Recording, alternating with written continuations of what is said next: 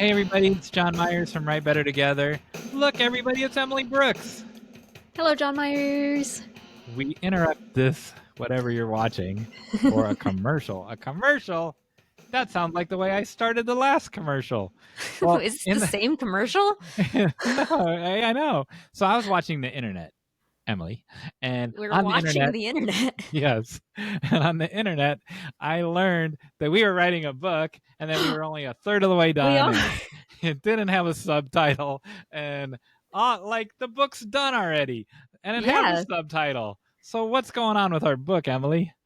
So our book, you probably already know about it, is called Write Anyway. Oh, yes. Colon. Oh, there's our colon again. That's so gross when you say colon in the middle of it. Giving yourself permission to keep writing no matter what. Yes, and it does. Good or bad, life happens. They're going to have it pretty soon. Yeah, and covering everything. We're going to have a cover reveal. Then you get to hold it in your hands. Yes. If you buy the physical copy. And if you come to Oklahoma City, it'll be your first opportunity to get us to autograph it for you. Yeah. Have we mentioned that we're going to be at a writing conference in Oklahoma City, August 30th through September 2nd? Teaching a master class. So keep an eye out because it'll be there soon. It'll be in the world. Out of its bubble. Our book is coming out of its bubble. We'll have a new segment every week. Book, how did you get out of your bubble?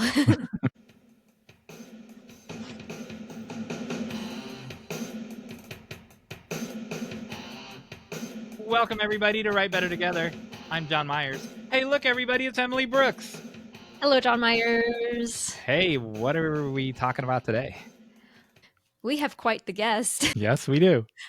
We have soon-to-be Dr. Hunter Little on to talk about her research on what happens when you incorporate conversations and communication about mental disabilities in the classroom.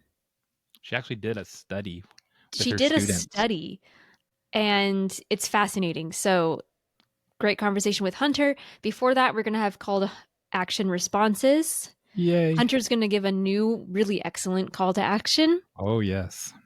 We're going to have a Hey John Meyers segment where I teach John Meyers something, hopefully. And gross me out with something? Hopefully not. Okay. And then we're going to have the final act, which I've been preparing. Oh, my goodness. I hope there's no F words in it. Sometimes Riverside transcribes our conversations and has us just swearing the whole time, and it just is mishearing us, and it's hilarious. And sometimes I want to just keep that in the transcript, but no. I'd be afraid that it would make us say those words just have AI say it instead of swearing a bunch. No swearing on the podcast. The thing about Hunter Little is we're really going to confuse the algorithms because in a couple of weeks we'll have Paul Gay talking about the little rascals. And this episode we have Hunter Little. It's not going to know what to do with the word little. Nope. All right. You got out of your bubble? I did get out of my bubble. I went camping with my parents. Oh my goodness. And it was so nice. I left my laptop at home. I brought a book and read it way too fast. In fact, I was like, I should have brought another book. We had no service. At one point I went kayaking and I was like, should I bring my phone? Oh, wait, no, there's no point. If something happens, I can't contact you anyway. But we basically just kayaked the whole time and played Yahtzee and read books. And it was lovely. And I think that my takeaway from it is that sometimes getting out of your bubble doesn't have to be, it's not work related. It's just rest. Take time to rest. It's nice. It's rejuvenating. You got out of all of it, everything, the whole You're world. Right. In bubble. A way, I went into an even tighter bubble. The kayak was your bubble. The kayak became the bubble. Oh my goodness. And we saw birds. We did lots of kayaking that involved bird watching, so the very yellow-winged warbler, perhaps. A what? I just made that up.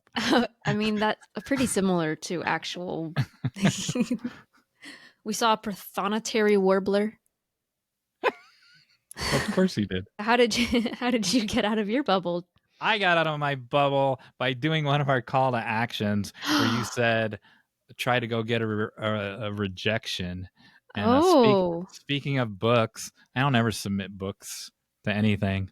And you know how we're writing a book called, Yeah. what's it Yeah. called? It's called Write Write Anyway? Anyway. Well, I wrote another book anyway since the last time we talked, since last week. It's a book of poetry. Like, what the heck? And I'm not a poet. I'm a screenwriter. But the deadline was June 30th, and I'm not going to name the publishing company, but they were open for submissions. So I took bits and pieces of what was formerly the start of a novel, and crafted at least 50 poems. It may be 64 poems once I decide. I haven't done the front matter and the end matter yet for the book or the table of contents, but the book itself is done in a week. Amazing. And then I will hit submit on June 30th. I will not hit it a moment earlier. And how's that? Screenwriter boy decided he was going to submit a poetry book. That's awesome. And so it's making me think that in an earlier episode we talked about like don't throw anything away. Yeah. And like that's like the definition of repurposing something. Like you turned something you had into something that was needed. Well, yes, and there had to be some new glue in it, like to hold it together. And I didn't want it just to be 50 random poems. The other thing I discovered was, have you ever read Richard Brautigan's June 30th? So It I have sounds two. familiar. Yeah, I have 2 copies of it somewhere. It's now out of print, and I wanted to see how he put it together. Mine is obviously completely different, but I wanted to see how he assembled it and put it together. And they're like $1,200 now, $600, and because it's out of print. And Wow. I found an old, which I didn't buy, but I found an old beat up one for $50. But most of them are like 300, 200, 1,200 for mint condition. My And goodness. I have 2 of them in this house somewhere, and Oh I my can't find them. gosh. You definitely need to find. That's like I had a okay, you may not know the significance of this, but some people out there will. I had a holographic Charizard card. Wow. From when I was like 6 years old. Didn't even know the significance of it, but my parents were like, "Keep that." And I kept it for a long time and then I lost it. I And I'm have this, devastated. which I believe you might even have a copy somewhere. And Do I? but this is now out of print, and it was How to read $30 at the Nancy? time. How to read Nancy, the You don't elements have of that book? comics. No. You weren't in that class? No, I wasn't in the comic class. Oh, okay. So you don't have it. So Nope. it was $30 at the time. It's now out of print, and it's $150, $200. But Wow. this is a fan, like, everyone, it's worth the $150. So go buy it, because it will change your life as far as storytelling is concerned. Someday I'll hold up the June 30th, if I ever find it. That was it. I Sweet. went out on the limb, on the poetry limb. Well, I can't wait to hear what happens. All right, so we have call to action responses. Oh yeah. So in one of our episodes, the art versus product episode, we talked about audience, and we had Rick Rubin. What was Rick Rubin's perspective? That the audience doesn't matter, and how dare you consider the audience. And then we had Jacob Collier. That you consider the audience from the very inception of your idea. So we had a call to action to respond to take a side. So this is a response to that from my sister, Bethany Hale. Thank you, Bethany. She actually says, I don't really agree with Rick or Jacob. Can I be in Camp John Meyers? Yes, you can.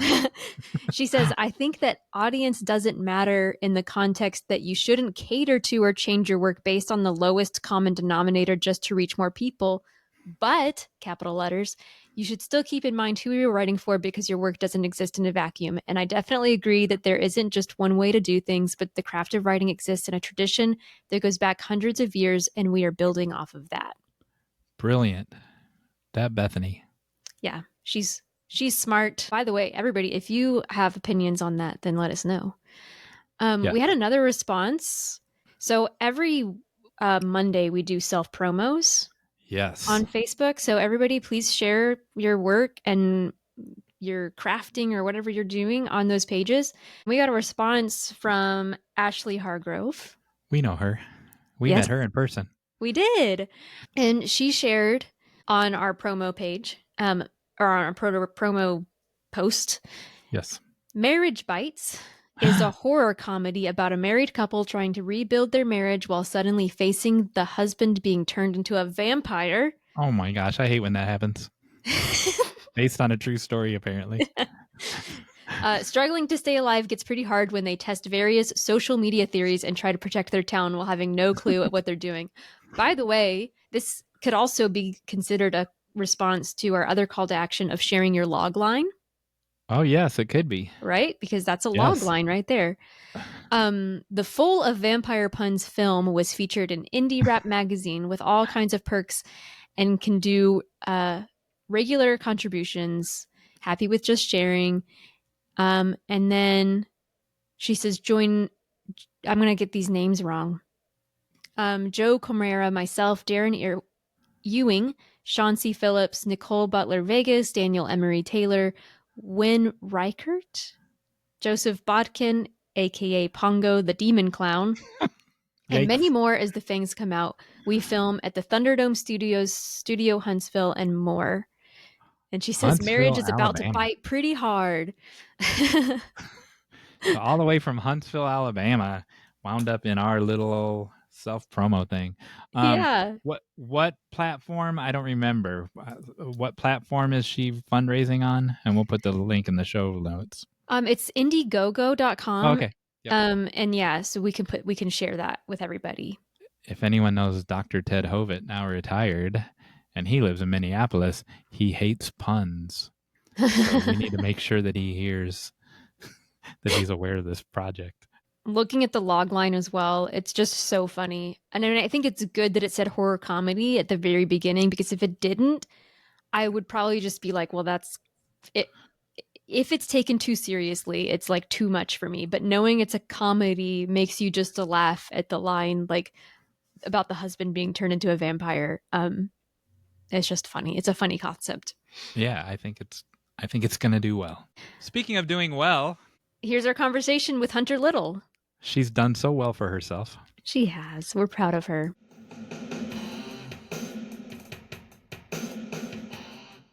Hey, look, Emily Brooks is still here. Hey, look, everybody, it's Emily Brooks. Who's this other extra person? Hi, everybody. This is Hunter Little. Hunter Little. Welcome to the podcast. How'd she get here? I'm excited to be here. Yeah, we're so excited for you to be here. It's so good to see you. So for those of you who don't know, Hunter is a fourth-year PhD student in the English department at the University of Washington, studying language and rhetoric. Her research works to forge connections between the fields of disability studies, writing studies, and knowledge transfer research. More specifically, she is interested in using knowledge transfer principles to promote the uptake and adaptation of knowledge about mental disability within and outside of the writing classroom. When she isn't researching and writing, she enjoys reading nonfiction, despite her history as a poet, going for long walks, even in the PNW rain, baking, crafting, spending quality time with friends, and video chatting with her Midwest residing relatives. Her frequently used affirmations have been "keep moving forward" and "all progress is good progress." Welcome, Hunter. I love. Thank you. I share those affirmations. Well, thank you for having me on the podcast, first and foremost. But I love those affirmations and sharing them with people, especially my students. A lot of them say they don't even know what an affirmation is. So that's fun. And I also always think of John Meyers' favorite word, nevertheless. Nevertheless. I love that. Yeah. So, okay. Thank you for having me on the podcast. I think it's been really cool to see just like how you're building this community, bringing people together to talk about these important and interesting and exciting topics. And like I was saying, John Meyers asked me to join you after I presented some of my research to the faculty at the English department at the University of Washington. Since that presentation, the work has developed a little bit more, but it's still an incomplete project. I'm not going to finish my PhD until next year. And also really important to keep in mind, like all of the data interpretations are from one perspective. So like, obviously it's just from my perspective, and there's other ways it could be interpreted, but based on like the theories and frameworks I'm using, that'll be kind of what I share. But yeah, do you want me to just go ahead and like get into it, or? Yeah, I mean, I want to hear all of it. Yes. What were you going to say, John Meyers? Well, I was going to say yes. And, but I also know that Hunter names her plant, so I want to know the name of the plant that's over her shoulder. You're distracted by the plant. I love it. I just want to know its name. It actually doesn't have one. This is not my this is Brett's plant because I'm at his house now. But yeah, maybe I should name it today while he's gone. And yes. That'll be the extra Patreon question that people have to pay the big money to find out the name of the plant. I'll think of one as I'm talking through the project. All right. Okay. Continue. Anyway, so I'm just gonna do like a share out of my central research questions. I have a lot of them. I think overall I had 13 research questions, but I'm just gonna share a few of them. And then I'll provide some definitions that I feel like are really central to understanding what I'm even talking about, because it can get like really theoretical and confusing sometimes, even for me as someone who's studying it. And then I'm going to talk very, very briefly about the data analysis, because I don't think any of your viewers are really going to want to know about that. And then I'll just share a couple of findings and like things that are developing in my findings chapters. And like I was saying, I'll have like some quotes and other things that I have to share from students and then also other scholars. I'm also not really used to it being like really informal. Every time I've talked about it, it's had to be like very like stiff and like that makes sense. So it feels really like I'm like, okay, I can say this in a fun way. I can be excited about it. Yeah. But, yeah, thinking back, I think the two of you know about some of my like history, like my mental health journey from undergrad. And a lot of my research was inspired by those like adverse mental health experiences. We talked a little bit about my mom, and then just like other traumas that happened that made that time of my life really difficult to adjust to. A lot of changes were happening, but it was made a lot easier by one of my professors, my writing professor, my first year writing professor, Jeff Hillard at Mount St. Joseph University. And I also just found like a lot of solace and like relief in writing poetry in his class. And his support in classroom was just like so pivotal for me in terms of like what I wanted to do with my life, and like has really impacted how I want to be with my students and in the classroom. Like, I don't think I would have been like so definitive, like, oh, I definitely want to teach if I hadn't had him as my professor that year. Or the 2 of those years I was at that university for 2 years and then transferred, but absolutely wonderful person. Should Google him. He's retired now, but really love him. So yeah, like Emily was saying, my research merges 3 fields: writing studies, disability studies, and then knowledge transfer studies.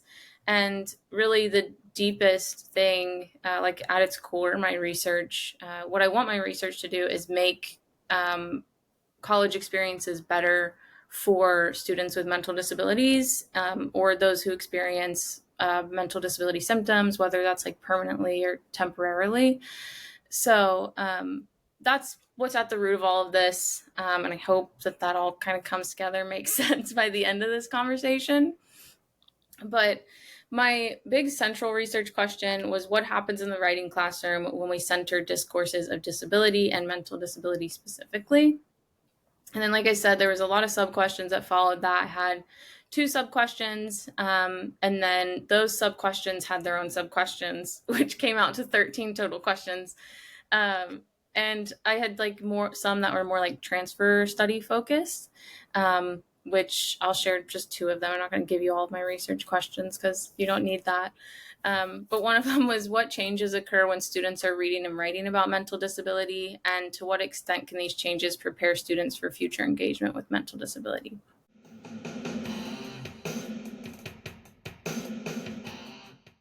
And I'll kind of just go into the definitions now, which again will involve some quoting. But mental disability is a term that I was surprised to learn that people in my department were like hearing for the first time when I did this presentation. It kind of just felt like it was new to me when I learned it like a few years ago, but I was like, oh, all of like these really, they're so educated and so brilliant and just like incredible. Not that they're not incredible if they don't know the term, but like, I guess I had made an assumption that they would know what I meant when I said mental disability, but it was new, so I'm going to define that anyway. So I take the definition I use from the disability studies scholar Margaret Price, and she defines it as a term, as, quote, a term encompassing cognitive, intellectual, and psychiatric disabilities, mental illness, madness, and autism, as well as brain injury and psychiatric survivorship, end quote. And I use that because it's just like very inclusive of all different abilities, and it also is inclusive of people who might not have the privilege of getting an official diagnosis to like be labeled as disabled through like accommodation services and things like that. So I like the just like all-encompassing nature of that term. Although there is some contention like about whether it should be called that, particularly amongst my students, which has been really interesting. Because like the term disability just feels different for some of them, I guess. But the knowledge transfer, so transfer studies are pretty central to the field of writing studies, because one of the goals of writing courses is to make writing skills transferable to other areas, right? You know this. But it's transfer studies have been conducted since around like 1901. It's like the first documented transfer studies. And transfer has largely been understood as, quote, when learning in one context or with one set of materials impacts on performance in another context or with other related materials, end quote. So that might look like how someone takes their like storytelling skills from script writing or fiction writing courses and then adapts them to structure like the findings of their research, which is actually something that like is helpful as a creative writer to go in and do when you're writing your findings. But the really cool thing about transfer is that it's been really like positively complicated or problematized and seen as like less discrete instances of taking like specific knowledge across these disparate contexts in like the way that teachers and researchers expect it to be and how they expect it to look. But we're starting to see it more as like really subtle and variable, and it depends a lot on like students' experiences and dispositions and just like the different actors and elements of our environments. And for example, the classroom has a lot of those different actors and elements. So what I focus on a lot in my research, or what I am aiming for my focus to be and what I want to build on, is actually the work of another UW graduate. He now works as faculty, Dylan London Medina, and his dissertation was where the concept of microtransfer came up or was developed, and that kind of stemmed out of these conversations like boundary work, which I'm not going to get into too much, but he defines microtransfer as, quote, the moment-to-moment interactions where dispositions form, end quote. And this means that like microtransfers are those like instances when those different elements and actors come together, and then both of those things or all of those things that are intersecting change in some way, and therefore boundaries are being marked between like, who am I and what is this piece of writing and who are my peers, or like, for example, defining what counts as mental disability would be a way of like boundary marking. Incredible dissertation. It is available to the public if you want to read it. We'll put a link in the show notes. We will. We'll put a link to it. We have teachers who I think would be really interested in that. So yeah, it's so good. Like a lot of people are like, oh, I don't really like, I don't read dissertations, or like, I don't want anyone to read my dissertation, because your dissertation is not your best work. It's just like right. putting your foot in the door. But I love reading dissertations. I think they're so fun. Yeah, I love that. Yeah, they're so fun. And the people at the University of Washington, they've like done some of the coolest like transfer work. But yeah, same guy says that while on a macro level, transfer might look like moving knowledge and skills or transitioning from one context to another. More specifically, it is a series of microtransfers. And so those microtransfers then like are, like I said, just like continually changing how students like see themselves, like the value they place on knowledge, and whether they like take it up and place it within their repertoire, how they use it, and how they see it like in relation to themselves. So that's where all that kind of comes together.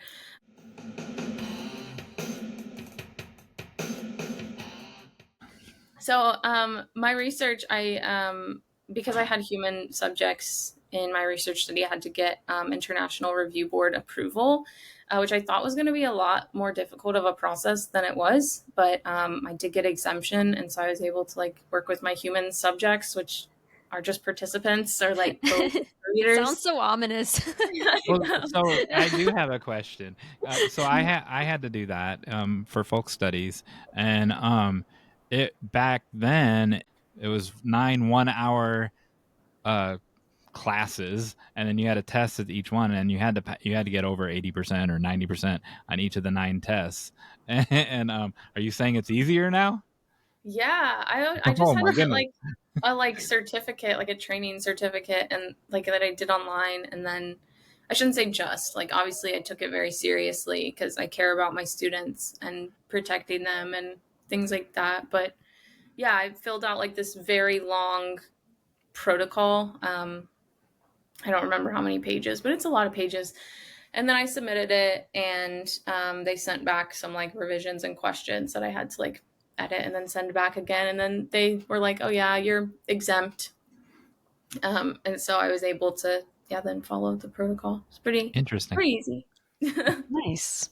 As I was filling out the protocol, I was also designing my courses, which was English 110, and that's called Critical Composition. And then the second course that I designed is English 281, and that's an intermediate expository writing course. The first course, the English 110 class, was the pilot study. So it was a way for me to like test things out and see what I could change and improve for the second study, which is like the central study that I talk about in my dissertation. But what I did for those courses is I like was really intentional about including like not only stories and representations of mental disability within the academy, but teaching disability studies discourse and knowledge so that they understood, like they were thinking about it critically and socially and medically, and not just like medically. So I spent a lot of time working on how to like frame the class to inspire or support the transfer of that knowledge. Like in retrospect, I should have spent a lot more time thinking toward like the interactions, but there's so many interactions in a writing class. Like it's kind of natural in the writing class. So looking at my data now, it's been like, oh, of course, the writing class is the best place to do this because we have discussions, we have one-on-one conferences, we do a lot of reading and writing and free writing and all of those different forms I would consider all of those like opportunities for microtransfer as well. I'll talk, I think, just specifically about the second study at this point. My second study, the English 281 class, consisted of 14 students who signed up to do the study, one of which was removed from the study for having not completed all but like 2 assignments. And then, so I had 13 in total, and 5 of those 13 did interviews with me. So I collected all of their in and out of class writing, survey responses, and then interviews if they did them. And then to analyze the first study, I like went through this big long process of like something called, so I did like open coding, and then I did process coding, which is really just like using gerunds to develop codes, which are categories for like making sense of the data. That's very simplified. It's just a very like iterative process, but I did that for the first one, and I learned that I didn't really love that method. And I did also like some quantification with that study, and I also didn't like that, and it wasn't really useful. So it's all qualitative at this point. And for that central study, I leaned more into in vivo coding, which is where you like use the students' own words to develop those coding categories. And then I started coming up with themes. So from those students' words, I developed themes, and now I'm in the process of like using discourse analysis to look specifically at their like, yeah, how they're talking about the things and what conclusions I can make. So my findings chapters are broken down by theme. So I believe right now my plan is to have 3 themes per chapter. So I have 2 findings chapters. And I'm just going to talk a little bit about my first theme, which is relationships to disability. And just some other themes are things like agents of change, rhetorical awareness, and specialized knowledge. So those are all going to show up somewhere in my writing. But I chose 3 students to talk about for that first theme, so relationships to disability. And I'm going to refer to the 2 that I talk about by their pseudonyms, because that's how I would refer to them in my dissertation, and I want to protect them. And these students entered my class with like varying degrees of disability knowledge and experience. And I'm going to talk about 2 students who like had really interesting juxtapositions of like their prior knowledge about mental disability. So yeah, I'm just going to get into that. And the first one is Ethan Heiss. This is my only student who chose his pseudonym, and he had a first and last name, which was really fun. So I was really excited to have Ethan participate in the study because he was super engaged in class. Like there were just a lot of really cool things about Ethan. Like he entered the class with accommodations from Disability Resources for Students. So I knew he had some diagnoses and needed like materials from class posted on Canvas, which I always do anyway for accessibility. But I had some awareness of like that history as he came into the class, but he was always like super engaged and active in our conversations. So great student. And then he also completed the interview. And when we were doing the interview, I was really intrigued that because he went on to share like his like family history and then his like experience being diagnosed. So he ended up disclosing a diagnosis of bipolar 2, ADHD, and OCD, but like says at some point you stop caring about the labels and you're just focused on like, you know, mitigating the symptoms throughout your days. So I have a question. So when you found that out, the semester's over, or you're in the middle of the semester? The semester's completely over. No, it was at the end of the semester. So at the end of the semester. Close to the end. It was probably week 7, and we have 10 weeks. So, okay. Yeah. So you designed this course with research as a goal, and plus the course as a goal as well, right? So it has 2 goals, and then 7 weeks into a 10 weeks course, you find out new information that you didn't know in weeks 1 through 7. Right. Okay, got it. Yeah. Yeah, and it's Continue. super cool because we did a lot of reading on like mental disability and disability studies. But we also talked about a lot of other things like colonialism in research and citational politics and like feminist killjoys and like just this whole range of other things you want to think about when you're doing research. But they were required to have their research topic inspired out of something from our class discussions. So it could be like really loose, like super broad, as long as they could make an argument about it. So Ethan had already said some stuff about his history and like his experience with mental disability, but it's never as specific as it was when we got into the interview in week 7. So I did learn like a lot more from him. And it was really interesting because his experience was so similar to mine. And like, I don't like to make the interviews about me, but when he shared, I was like, listen, I'm going to say this very quickly, but like that was scary, similar to exactly like what my trajectory was receiving my diagnoses. And so I felt just like really excited to have him as an interviewee, but also as like a participant in the study generally, because like I want people like me as an undergrad, like who I was in that space and time, like she needed a course like this, I feel like. And I was really excited to see how that might have impacted somebody in a similar like space. Although he's much more like literate in like mental disability than I was at that time. I like basically knew nothing because my family didn't talk about it, although there was very obvious issues over time. But Ethan was like just really like insightful. He asked a lot of questions over email and just like trusted the process. And I really admired that and was excited about that. But one of the big things that changed in his relationship with disability, like I said, he came in with like really advanced disability literacy. He had done a lot of his own research on his mental disabilities, so he knew a lot about what he had been diagnosed with and how those things interacted and how it impacted who he was and helped him kind of understand other people in different ways. But the really special thing that he said in his interview was, quote, "In general, it's like the understanding of mental disability was no longer limited to my personal experience, and I think that was kind of a breakthrough," end quote. Later, he said that, quote, his prior understanding of mental health challenges was purely informed by his personal experiences. And although his initial understanding was not wrong, this class caused him to realize his narrow perspective, end quote. Wow. So, yeah, I know. It's so cool.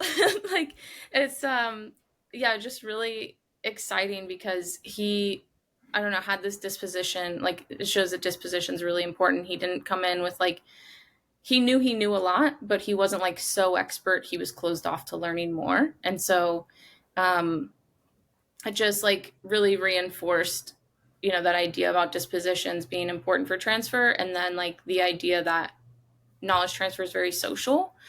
And also that when something's already like relevant and meaningful in your life, you're more likely to make meaning out of knowledge that's related to that and then also use it later. So really, really cool for him to share that as well. And I'm not going to talk very much about the boundary work stuff because we're not going to have time. So I'm just going to kind of move on quickly. Let me see where I'm at. I'm going to skip over all this stuff. He did have a lot of influence from like the course readings on so there was like a lot of interaction between like the course readings, his personal experience, and then class discussions, as well as like things happening in popular media that led to his research project. He did research on like he wanted to analyze media representations of like mental disability as it's talked about in relation to Kanye West. Oh, wow. Yeah, so it was like really, really interesting. And he had to like, he was very just like careful about it too. Not like, hey, I support the things he said, but I'm trying to see this from a perspective of like, people are kind of blaming it on his bipolar diagnosis, and that's not necessarily what is happening or what has to be happening based on what we know. And yeah, so it was a cool paper. Well, they did websites, so it was a cool website.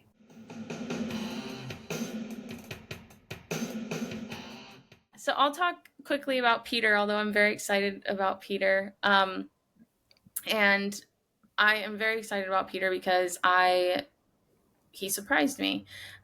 He was really engaged in class discussion. He actually sat next to Ethan throughout the whole term, and they like became friends. And by the end of it, we're so sad we made friends in this class because like one of us is leaving. Yeah. But I was like so worried because like Peter was participating in class discussions, like doing the free writing assignments, but he like was not finishing a lot of the like weekly assignments that we did.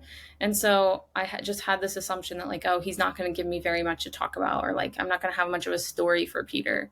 But in my dissertation I write like that's a really unfair assumption to make about any of my students, especially as a researcher when you're supposed to like have a very open mind and like welcome any and all changes that happen along the way. But I was very surprised by him by the time I read his final reflection for the class, because he had said to me earlier in a one-on-one conference that he was experiencing senioritis. So he never like said anything really about the class content. He was just like, oh, I'm not really into the assignments because like I just want to get my degree done. It's my last term. And then in his final reflection for the class, I was just like, whoa, this changes everything. Because he wrote, we spent a lot of time focusing on mental disabilities and the different topics revolving around the subject, along with the different voices who are present in current conversations. For me, I found it a bit difficult to relate and really get into the topic, as I personally have not experienced things or been exposed to topics that others in class have. So I find it difficult to relate, and I find it harder to really understand and get into the topic at times, end quote. So what's really interesting here is that he's working with like two specific boundaries, the boundary of his own identity and then the boundary of his peers' identity. So he's like, I'm someone who doesn't relate to this, so I'm not capable of fully understanding it, but my peers relate to this in a way that I don't, so they're capable of understanding it and connecting with it. And I just find that really interesting because, I mean, all of the students were like so kind and welcoming and like listened to each other carefully. But that also caused a lot of students to be really transparent and like comfortable talking about their experiences with mental disability. And I think that maybe was kind of jarring for him, but I don't actually know because I never asked him that. But that's like the really central like boundary that he's working with. And at the same time, he's kind of grappling with how he's defining mental disability and what it means for him. But although he had this like, he's such an interesting student, like so excited, because he had this like really clear disconnect that he reveals at the end of the term. He never mentions it at any other point until the end of the term. And it was like not very clear, obvious, because he didn't ever like shy away from engaging with the course readings or like trying to work with the concepts. He always was just like, I'm going to try my best to understand this. So like in his writing, at least 8 times, he said like variations of the phrase, hopefully that makes sense. And I was like, he clearly was uncertain, but he always had really like great answers and reflections and like used his own examples to like further understand things. Yeah, he was just always willing to like try things out and use like our free writing space and class discussions to try out how he was thinking about these things he reveals he didn't really relate to, which makes it really cool. But he then at the end of the term talks more about like how he has a lot of room to grow in thinking about mental disability conversations and wants to listen more to voices such as Margaret Price and fellow students within our class. And that did help him improve his understanding of the conversation. And I love that because it connects a lot actually to something that like Ethan said in his final reflection, where he was like, even if it's something that like maybe isn't relevant to students now, it at least like fosters that thinking in their mind and they can maybe access it later. And I'm like, he's on to something, right? Absolutely. He's on to something with this. And that's kind of what we see happening with Peter. And his like desire to learn more and to connect with peers and to connect with other people is really exciting and interesting, and just like says a lot about who he is as a person and like a learner. But it also shows how this sort of content or subject matter can be beneficial for all students, even if they're able-bodied, able-body-minded. Although he still sees his like identity as pretty fixed, like inflexible. He's not like taking on an identity as being mentally disabled himself. He is like allowing new like skills and knowledge to seep in, and sees himself as more capable, like engaging in those conversations, and supporting peers and like being a active listener, and just welcoming those conversations into his life, rather than seeing them as something he's like unable to touch because he doesn't have that experience. He's now like, okay, well, I'd be willing to listen more about this. So I think that that's something that felt really special about him, and is a really good example of just like questions I might get about like, what if this isn't helpful for students who aren't mentally disabled, right? Right. But he did find ways to connect some of those course discussions to topics that mattered to him. So he was really adapting the knowledge in creative ways to make it more meaningful to him. And I mean, he did good in the class, even though he didn't finish a handful of assignments. Not a handful, it was maybe like 3, but he was really cool. And it all kind of comes back to the same things as like Ethan, the class interactions, like class discussions, and then you can see where some of the readings are kind of coming together, and then interacting with his lack of experience with mental disability to then like develop this part of his identity that didn't really exist before. So I'm going to kind of wrap things up here as quickly as I can. I think what Peter, again, kind of like Ethan, really reinforced for me was that we need to focus a lot more on dispositions when we're looking at transfer. And especially when we're thinking about microtransfers, because those can just like shift so quickly in small moments in time. And those like different really small elements can impact, like the class environment, I think had a lot to do with what students took away, because like everyone was so welcoming, and just willing to share and like be vulnerable. And it just taught me a lot that like our prior knowledge and experiences just have like such a huge impact on what knowledge we take up, and then like how we value it, how we use it, and then, you know, what it ends up meaning to us and other people as well.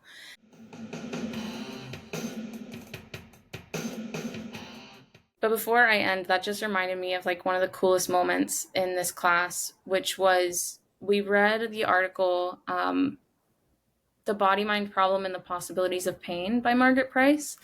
And it has a section in it where it talks about like disability desirability. And that's connected a lot to like queer theory, conversations in queer theory. And I had a number of queer students in the class. They came out to each other in class, and were really transparent and vulnerable about it. But in that class, we didn't really talk that much at all about mental disability. It was really like a space for all the like queer students in the class to like talk to each other about issues they had in the queer community with like, I don't know, these sort of like stigmas or stereotypes or like things that they felt like they couldn't really say elsewhere, but could say to each other in a classroom space. And so like that was happening on that day. And then there was like one other student that day who disclosed like his brother being like pretty severely disabled. And so it was the most incredible class session, because it was the day I walked out of the class and I was like, we're connected. We're community now. So really cool stuff happens that I'm not going to be able to write about all of it. But I always get like kind of emotional thinking about that class because it was so just like profound. So I just got I just got goosebumps again because in my undisclosed location, Hunter and I were office mates for a while, and I can remember, like, I'm so proud of you because I can remember Hunter coming back to the office and like me coming out of a class and being emotionally drained from having 24 students bleed all over and tell you these inner thoughts and people came out in my classes just like you said and stuff, and like it's emotionally, because you take that on, it's emotionally draining, and Hunter would be like, how do people in your class even like they said, like, how do they even come out, like how do they even say those things in your class? They tell you those things? I'm like, no, they tell each other those things, right? Yeah. And so now I hear it, however many years later, I hear you saying these things. I'm just so proud of you. Thanks. Yeah, it was super cool. And like it's our responsibility to give them that space too. And it just felt so important. I like just kind of sat there. I was like, take it away. I'll call it like at break time. We'll go out in the hall, but otherwise, like, keep doing your thing because this is really great. And like it was still connected, but not as explicit.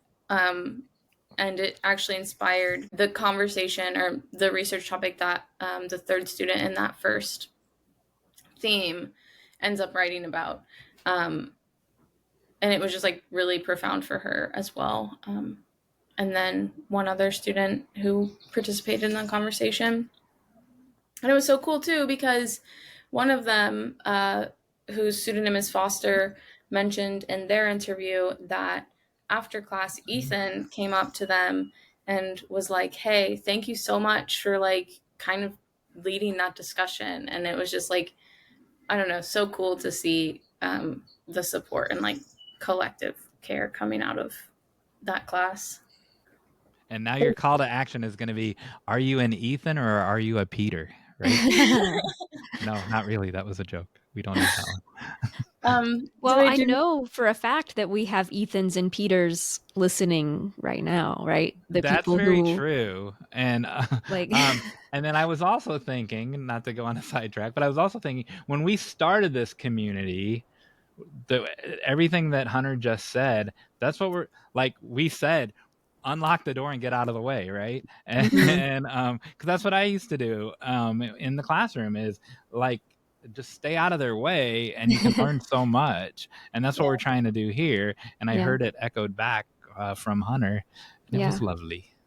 All right, and we do try to put, I mean, we've had so many episodes on mental health, like a surprising number of episodes on mental health, and so we're really trying to integrate that into these conversations as well, similar to how you're doing with your classes. Wait till our book comes out. Oh my goodness. No.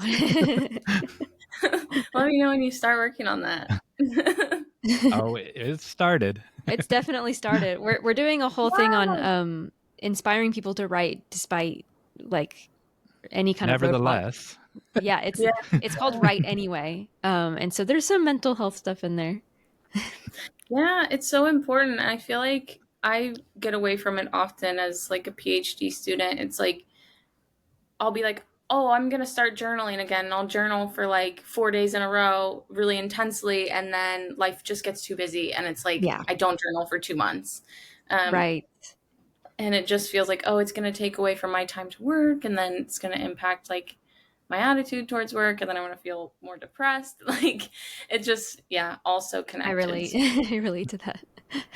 Yeah. All right. Your call to action. Okay. Sorry. My call to action don't apologize. Has quite a bit of a preface, so I apologize. Right. So I have like, and I felt like it was important to have this preface just to like honor the people in my life right now. But really recently I've become a part of a community of people who are like super kind and inclusive and exciting and intelligent and just like like I was saying about the class, like they do a lot of really meaningful forms of like collective care for one another. And as someone who has like a lot of trauma, I have like historically had a really hard time like integrating into new communities, because as trauma survivors, you know, you can feel really alienated, and then connections are hard, and maintaining connections is hard. But I've been like really grateful for this group of people who has been like super patient and kind, and they're just like kind of teaching me and like giving me the space to like accept myself, and also like allow myself to accept acceptance by them, like to feel accepted by them, which can often be so hard. Like, yeah, just allowing yourself to be accepted, because like I'm not so different from you, right? Like we've all had things go on, but I think one like especially incredible thing about them is like they're all really, I mean, they're all academics. They have graduate degrees. Some of them are pursuing their PhDs. One just completed his PhD, but they don't like let that intellect and like very obvious intelligence that they do have make them like judgmental or pompous, or like do that sort of posturing that a lot of people in academia do. And it can just like lead to this like rigidity of like, we're not allowed to say anything, we're not allowed to do anything, like we're not allowed to hug, we're not allowed to laugh, we're not allowed to like be goofy, and instead they like find a lot of ways to like have fun and like laugh and play with each other. And I think that's just something that like we all like have mentally beat out of us by this age, because we need to be taken seriously. But they've like just cultivated this space where like that's okay and it's safe. And that connects a lot to the most recent book I've been reading, which you guys might have read, The Body Keeps the Score, by Bessel van der Kolk. And what I've learned from that book, I'm not finished with that, I'm like 2/3 of the way through. But what I've learned from these friends and also that book is that like the real and perceived safety of our body matters like a lot for our healing. And so we need to like move our body really like meaningfully and intentionally in order to heal. And so that's where my call to action comes in. And it's been something really useful for me. So my call to action is to move, but to make it intentional. So choose an activity that takes your focus towards your body, whether it's something like breath work, walking, dancing, you know, shaking around, tapping, and then give that activity an intention as well. So an example might be something like, you know, on this walk, I'm taking myself like one step further from X person who hurt me. Therefore, like I'm safer because they're there and I'm here. And so like placing yourself in time and space is like incredibly useful. But I think it works best, I mean, for me personally, if it's an activity or like movement that makes you feel like a little uncomfortable or unusual, or even like potentially at risk of embarrassment, because often by the end of that thing and that activity, I go, oh, I'm safe. Like there was actually no risk in like doing that. Like my body's safe and like emotionally I'm safe. And I think it's really important to like make that space for yourself. And then also like, hopefully we all find people in our lives who like also help us build that space. But yeah, I thought it was important to like share a lot about those people because they've been like really important in like the past few months of my life even, and like have just really been helping me like trust people again and to like have hope in like human beings. They're just like absolutely incredible. But move. I love that so much. I love that. And I love the intentionality of it. So our listeners, you can respond to that call to action in the show note or below our show notes on our website at writebettertogether.com/podcast. I've also just compiled all of our calls to action into one page called Call to Actions on our website. And so you can go there to find every single one of them and just like respond to them there, or you can respond on Facebook or in the YouTube comments. So we'd love to know how this goes for you. Sweet. I'd love to know. Yeah. Definitely share that with us. Hunter, thank you so much for all of this, for sharing your research. It was so in-depth and so just inspiring to see you working on that. And I feel like I learned so much. So thank you. That was just fantastic, Hunter. Thank you so much for coming on. Thank you. Thanks for having me. I was really nervous. Oh, no. Yeah, it ended up being fun. And like I said, so excited to talk about, all of the students, but like Peter's story has just been like so impactful for me. But yeah, thanks so much for having me and like giving me the space. But absolutely. And, nice and also, if you could share any of the resources that you mentioned or that you would like to share with us, just send those to us and we'll put it in the show notes for our listeners so they can learn more. Okay. I will do that. I think we had another expert who didn't deny her expertise. Yay! She actually did research in her area of expertise. Our listeners like to be like, I'm not an expert, but, or not our listeners, our guests. Yeah. We introduce them as an expert in something and then they say they're not. I'm not. Yeah. Thank you, Hunter. Yeah, you're welcome. Thank you. Thank you.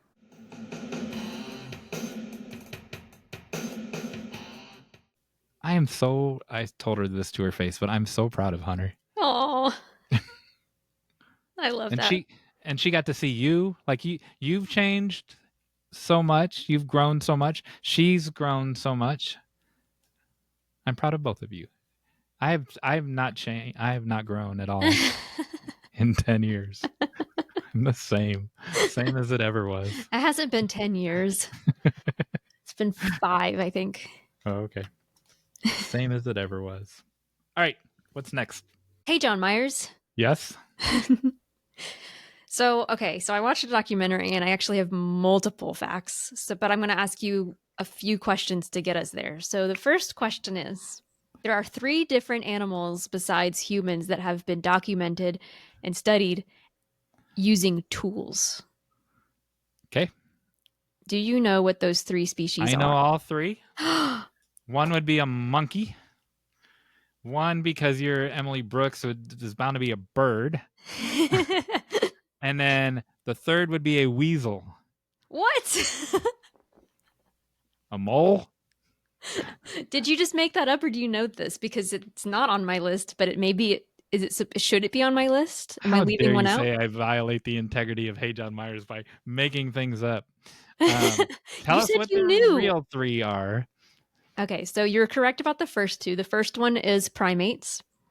Okay. The second one is a crow. Only crows use tools. Well, I don't think that's quite accurate. That's what they said on this documentary, but I'm pretty sure there are several kinds of parrots that also use tools.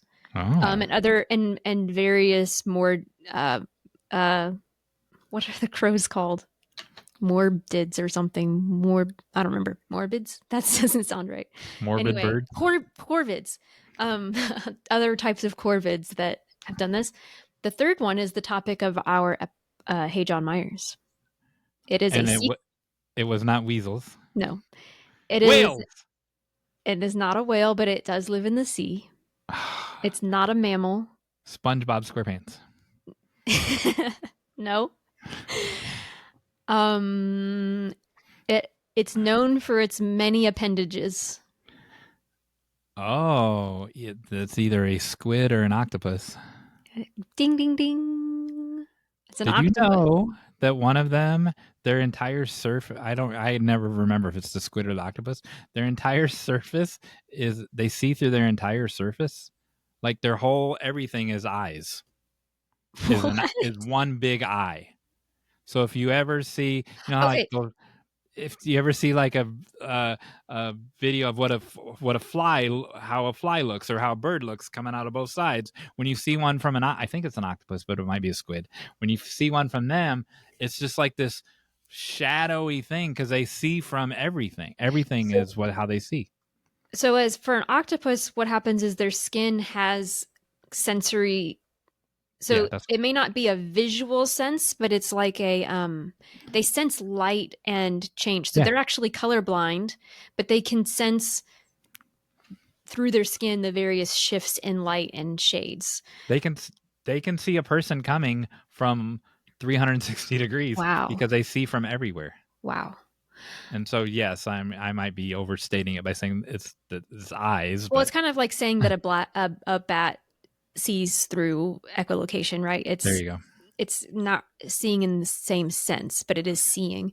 But that's not why you came to this. No, that's your own. That's hey Emily Brooks. So this came from, okay, so I've talked in the past about Secrets of the Whales produced by James Cameron. Well, I just watched Secrets of the Octopus. Oh my goodness. Produced by James Cameron. Guess how octopuses, and guess what? They don't say octopi in the documentary. They say octopus or octopuses. Guess how they communicate? When they meet each other. With their own octopus language. What is that? How would an octopus say hi? I almost said something I shouldn't have said. Oh no. Sign language. That's a good guess. The way that if two octopuses meet each other, they give each other a handshake. Yeah, I'm not buying it. You better have some video of this. Oh, I should have had some video of this, but you all can watch the documentary because I highly recommend it. But basically, they like hold each other for a minute, and that's how they sense their intentions. So if they're being aggressive, if they're just being curious, if they're flirting, they can tell by each other's touch. So if this is true, which I have no reason to doubt you. Hey. And there's aggression, and you're like, because you said that could be one of them, or anger, or what? Like they still shake hands, and they're like, I better get out of here. This guy is not for me. Yeah. There was actually a video of one where like it was the male's intention to like pursue this female, and she was like not having it, and she ran away. Like you shouldn't even touch the guy then. But I guess I'm not blaming the woman. I didn't mean it that way. I meant that octopus should not touch the other octopus if they're dangerous. Yeah, I don't know why they would do that unless like maybe she just wasn't impressed by him. But they don't. Boundaries. They're very solo creatures, and one of the fascinating things about them is, so I was talking about in the whale conversation, whales learn through their ancestors. So it's like ancestral information is passed down through the generations. Octopuses, their parents die immediately, and then they go off on their own, and they're basically on their own learning things. So they're really, really fast learners because they have to be. So that was another interesting thing. And then that I was already planning on just sharing that. But then at the end of the documentary, they're talking to James Cameron and kind of reviewing some of the footage, like behind the scenes, and they showed an octopus dreaming. And remember when we talked about dreams? Yes. In a previous HEYJONMEYERS segment? Yes. Well, they were like, they think that octopuses learn so quickly because they dream, and that helps them process memories and problem solve. And James Cameron then said, lots of my stories come from dreams. Oh. So the previous episode that you're referring to is when you taught me about rapid eye movement. Yeah.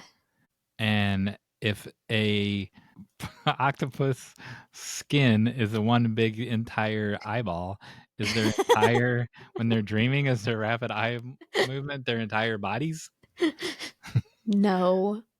They do have actual eyes. So I'm sure there's something going on there. But it was really cool, the footage of it, because it was like changing colors, and like you could tell when it was dreaming because it was acting like almost as if it was awake, the way that it was changing colors. It was very cool.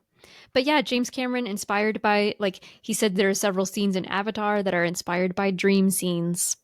Especially probably octopus dream scenes, since it's underwater.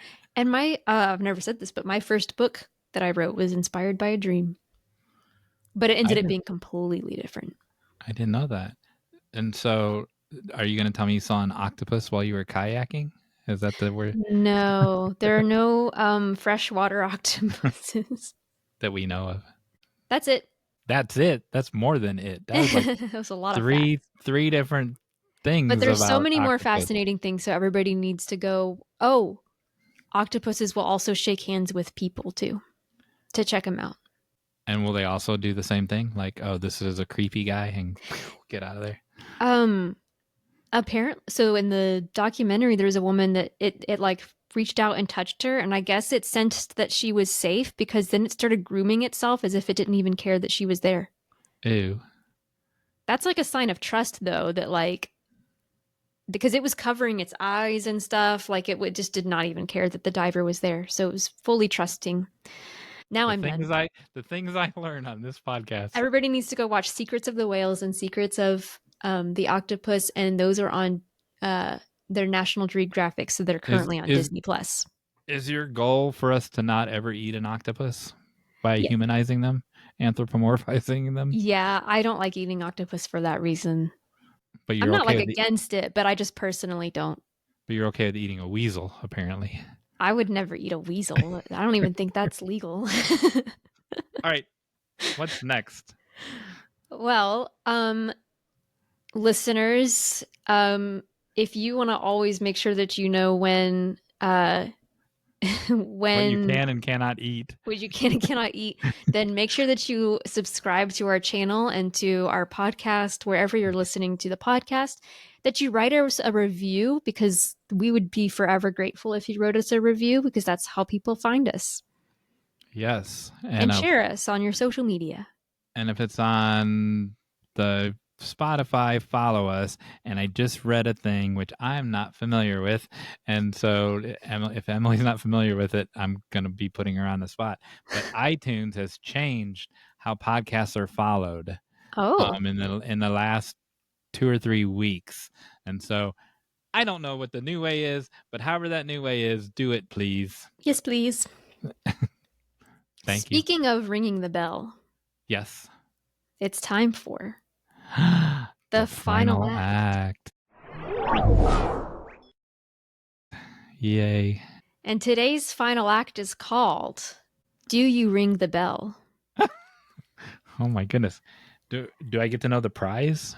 The prize is this light box. I need one of those. Because we're talking about mental health today. Oh. I got this light box from my parents for Christmas several years ago, and I use it every winter to make it feel like I have sunlight, because my husband calls me a sunflower because I need sun. Yeah, those are cool. Yep. Good. That was a good present, parents. Awesome. Okay. So I'm going to share my screen. So there have been previous tasks that you've given me where I've said, I feel like I'm on Taskmaster.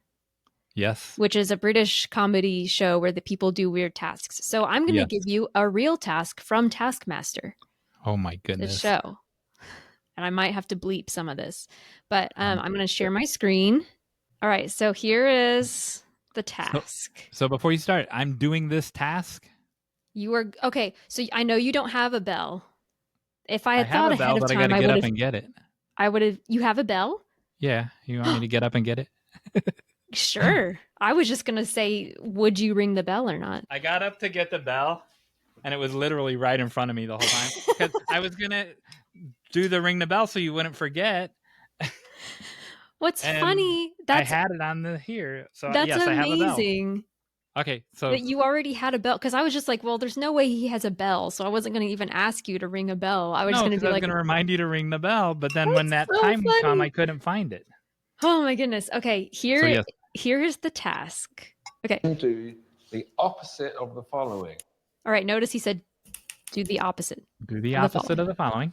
You must, under no circumstances, not avoid not making the bell not ring. All right. I've got it written down on a different screen. All right. Can you see that? The opposite of the following. You must, under no circumstance, not avoid not making the bell not ring. So I must. I can't avoid it. So I must not not make the bell not ring. So the bell has to ring, is what I'm thinking, if I know the English language. Now, the other part of the task is when you are done, you have to say, I am right, I am right, I am right 3 times. Is that your final answer? Yes, my final answer is to not avoid not ringing that sentence. All right, let's find out if you were meant to ring the bell or not. There's 5 negatives. So not making the bell not ring is a double negative and comes to the same thing as making the bell ring. Not avoid is a double negative that renders itself redundant. We know this. Yeah. So you end up with, you must under no circumstances make the bell ring. Did you include the first line, which was do the opposite of the following? Oi. Which of course reverses the instruction of the paragraph that I analysed. If you got that right at home, get out more. So I'm supposed to say I'm right, I am right, I am right? Yeah, I am right, I am right, I am right. I'm right, Congratulations, I am right. John Meyers. You won the light box, and also you beat several people on Taskmaster who did it incorrectly. Several because they forgot that it said British do the people. Opposite. Yes. Several intelligent British people. That was great. And I like that light box. Sorry. It's great. And guess what? It also has an ion button. You know the smell of rain? Yes. That's what it releases. Oh, wow. It smells like rain, and it is like just really soothing and great. It's sunny and raining at the same time. Sunny and raining at the same time. And it makes a rainbow across the ceiling. All right. That was fantastic. I won a game. Yay! And you learned about octopuses. Yeah. Quite the episode. Say the thing. What? How do we end this show again? With that lovely catchphrase that's your favorite part of the show. I never said that. We couldn't have done it without you.